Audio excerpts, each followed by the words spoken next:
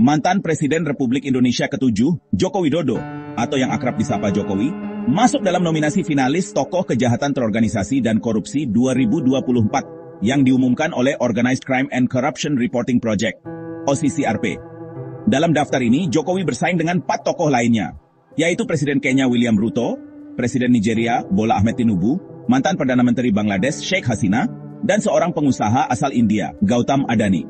Pengumuman ini menimbulkan banyak pertanyaan dan reaksi dari masyarakat, terutama terkait dengan alasan dibalik pencalonan Jokowi dalam daftar tersebut. OCCRP mengundang nominasi dari pembaca, jurnalis, dan pihak lain dalam jaringan global mereka. Dalam pengumuman yang dirilis pada 31 Desember 2024, OCCRP menyatakan bahwa William Ruto memperoleh suara terbanyak dalam nominasi ini, dengan lebih dari 40.000 orang mengajukan untuk mencalonkan dirinya sebagai tokoh tahun ini dalam kategori kejahatan terorganisasi dan korupsi.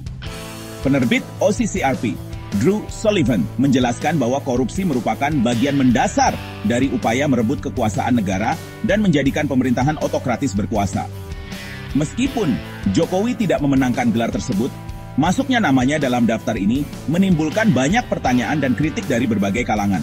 Pemenang kategori ini adalah mantan Presiden Suriah Bashar al-Assad yang baru saja digulingkan, yang menunjukkan bahwa korupsi bukan hanya masalah lokal, tetapi juga merupakan isu global yang melibatkan banyak negara.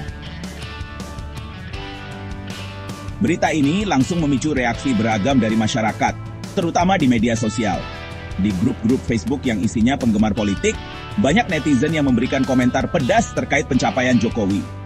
Beberapa komentar mengekspresikan kekecewaan dan kemarahan terhadap pemerintahan Jokowi, dengan menyebutkan bahwa selama 2 periode kepemimpinannya, Indonesia mengalami banyak masalah, termasuk korupsi yang merajalela. Beberapa netizen bahkan merasa bangga dengan pencapaian Jokowi dalam hal negatif ini, dengan menyatakan, "Alhamdulillah, ikut bangga karena mantan pejabat kita masuk nominasi." Ini mencerminkan bahwa ada segmen masyarakat yang melihat situasi ini sebagai cerminan dari kondisi politik dan pemerintahan yang lebih luas di Indonesia. Pantaskah Jokowi masuk ke daftar ini? Salah satu faktor yang mendasari pencalonan Jokowi adalah berbagai tuduhan dan gugatan yang diajukan terhadap pemerintahannya. Pada 25 Juni 2024, Mahkamah Rakyat Luar Biasa menggelar People's Tribunal atau pengadilan rakyat untuk mengadili pemerintahan Jokowi di Universitas Indonesia. Gugatan ini dikenal sebagai 9 dosa atau nawadosa rezim Jokowi yang mencakup berbagai isu serius. 1. Perampasan ruang hidup dan penyingkiran masyarakat. Beberapa kebijakan pemerintah, seperti proyek strategis nasional dan Undang-Undang Cipta Kerja, dianggap merugikan masyarakat dan mengancam ruang hidup mereka. 2. Kekerasan dan diskriminasi. Kasus kekerasan yang sering terjadi dalam demonstrasi sipil menjadi sorotan, di mana pemerintah dianggap tidak mampu melindungi hak-hak warganya. 3. Politik impunitas dan kejahatan kemanusiaan. Selama masa pemerintahan Jokowi, banyak kasus pelanggaran hak asasi manusia yang tidak dituntaskan, menciptakan kesan bahwa pemerintah tidak serius dalam menangani isu-isu tersebut. 4. Komersialisasi pendidikan. Kebijakan pendidikan yang dianggap mahal seperti uang kuliah tunggal menjadi sorotan karena dianggap membebani masyarakat. 5. Korupsi, kolusi, dan nepotisme. Revisi Undang-Undang Komisi Pemberantasan Korupsi KPK selama pemerintahan Jokowi dianggap sebagai langkah mundur dalam pemberantasan korupsi. 6. Eksploitasi sumber daya alam. Perizinan pertambangan yang tidak diimbangi dengan pengawasan yang ketat dianggap merugikan rakyat dan lingkungan. 7. Politik perburuhan yang menindas. Pengesahan Omnibus Law, Undang-Undang Cipta Kerja dianggap merugikan hak-hak buruh. 8. Pembajakan legislasi.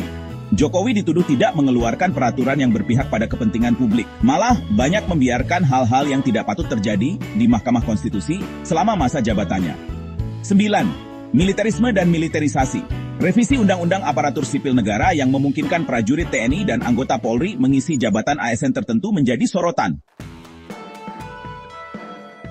Masuknya Joko Widodo dalam daftar pemimpin paling korup di dunia oleh OCCRP mencerminkan kekhawatiran yang mendalam terhadap praktik korupsi dan pelanggaran hak asasi manusia yang terjadi selama masa pemerintahannya. Tuduhan dan gugatan yang diajukan terhadap rezim Jokowi menunjukkan bahwa banyak pihak merasa tidak puas dengan kinerja pemerintah dalam menangani isu-isu penting yang mempengaruhi kehidupan masyarakat. Sebagai mantan presiden, reputasi Jokowi yang di akhir masa berkuasanya kerap dipanggil Mulyono, kini dipertanyakan. Dan dampak dari pencalonan ini dapat mempengaruhi citranya secara pribadi, dan negara Republik Indonesia juga jadi terbawa-bawa. Dampak ini tidak hanya dirasakan oleh Jokowi secara pribadi, tetapi juga oleh penerusnya yaitu Presiden Prabowo Subianto dan Wakil Presiden Gibran Rakabuming Raka, yang kebetulan adalah anak pertamanya. Masyarakat yang merasa kecewa dengan kinerja pemerintah yang dianggap tidak bersih dan kurang transparan. Bagaimana menurut kawan-kawan Bang Arif? Coba tulis di kolom komentar.